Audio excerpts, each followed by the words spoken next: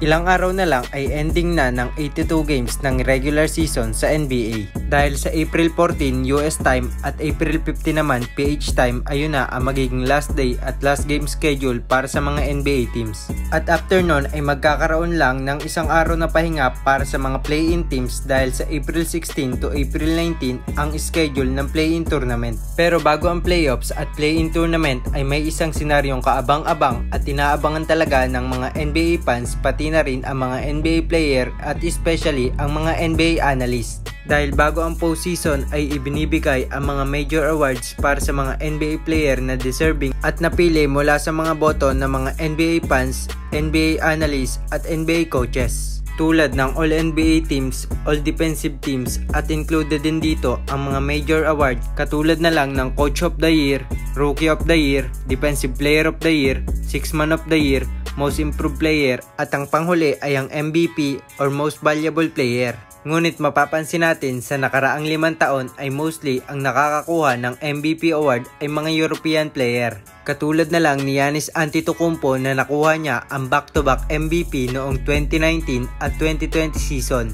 Nasinundan naman ito ni Nikola Jokic na nakuha niya ang MVP award noong 2021 season at 2022.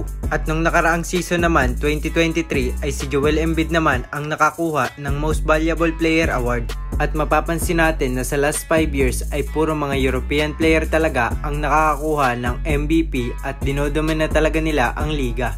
Well, ngayong season 2023 to 2024 ay pinangungunahan pa rin ng mga European player ang MVP ladder. Dahil ang nasa top 1 at top 2 ng MVP ladder ay si Nikola Jokic at Luka Doncic, na mahirap ma-predict kung sino sa dalawang European player na ito ang mananalo ng MVP award dahil ngayong season ay maganda talaga ang ipinapakita nilang performance. At malaki ang kanilang nagiging impact para sa kanilang mga team dahil mostly sa kanilang magagandang performance ay nai-convert nila sa panalo.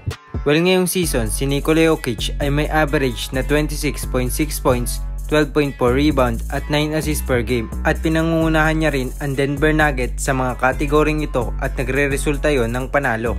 Dahil makikita naman natin sa statistics ng Denver Nuggets na meron silang winning percentage na 60% kapag naglalaro si Nikola Jokic at meron naman silang 40.9% kapag si Nikola Jokic ay hindi naglalaro. At bukod dyan ay nalampasan na rin ni Nikola Jokic ngayong season si Wilt Chamberlain para sa second all-time assist leader pagdating sa mga big man ng NBA. Pero ang isa talaga sa mga dahilan kung bakit si Nikola Jokic ang nangunguna sa MVP ladder ngayong season ay dahil sa advanced stats dahil pinangungunahan niya ang buong NBA sa lahat ng kategory pagdating sa advanced stats.